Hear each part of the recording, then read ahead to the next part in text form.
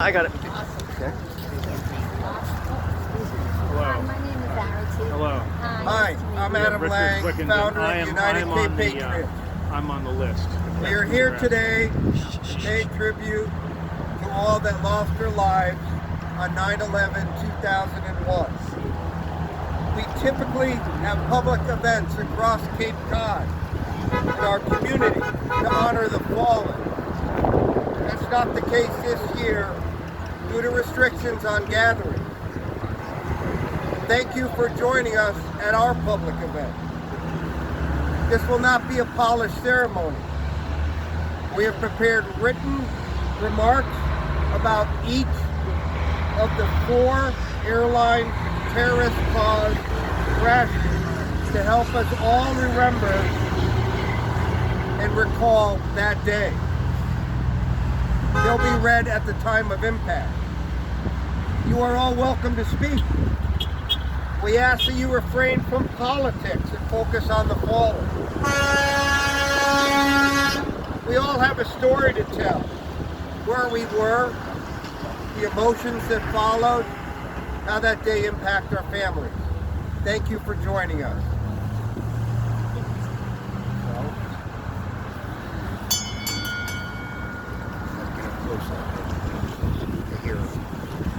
At 8:46, American Airlines Flight 11 was a domestic passenger flight that was hijacked by 5 Al-Qaeda members on September 11, 2001. As part of the September 11th attacks, Mohammed Atta deliberately crashed the plane into the North Tower of the World Trade Center in New York City, killing all 92 people aboard and an unknown number in the building's impact zone. The aircraft involved a Boeing 767-223ER, registration N334AA, was flying American Airlines' daily scheduled morning transcontinental service from Logan International Airport in Boston to Los Angeles International Airport in Los Angeles. 15 minutes into the flight, the hijackers injured at least 3 people, possibly killing 1, forcibly breached the cockpit and overpowered the captain and the first officer. Atta, an Al-Qaeda member and licensed commercial pilot, took over the controls. Air traffic controllers noticed the flight was in distress when the crew was no longer responding. They realized the flight had been hijacked when Mohammed Atta's announcements for passengers were transmitted to air traffic control. At 8:24, Atta tried to make an announcement to the passengers, but pressed the wrong button and sent the message to Boston ARTCC. Air traffic controllers heard Atta announce, "We have some planes. Just stay quiet and you'll be okay. We are returning to the airport." At 8:24, he announced, "Nobody move. Everything will be okay. If you try to make any moves, you will endanger yourself and the airplane. Just stay quiet." As before, Atta thought he was speaking to only the passengers, but his voice was picked up and recorded by air traffic controllers. After the transmissions by Atta and the inability to contact the airliner, air traffic controllers at Boston ARTCC realized the flight had been hijacked. At 8:26, the plane turned south 20. At 8:32, the Federal Aviation Administration Command Center in Herndon, Virginia, notified FAA headquarters.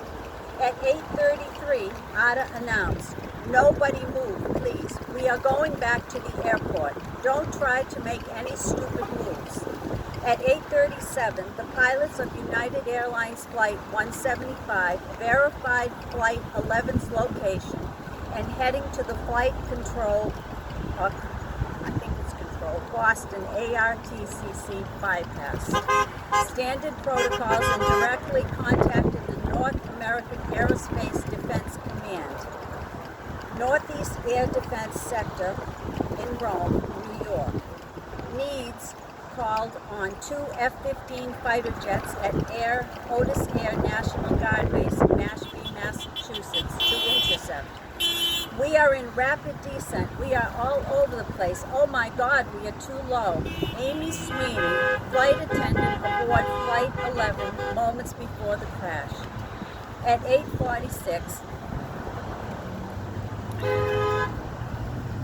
Mohammed Atta intentionally crashed American Airlines Flight 11 into the northern facade of the North Tower of the World Trade Center. The aircraft, traveling at about 404 knots and carrying about 10,000 U.S. gallons of jet fuel, hit between floors 93 and 99 of the North Tower.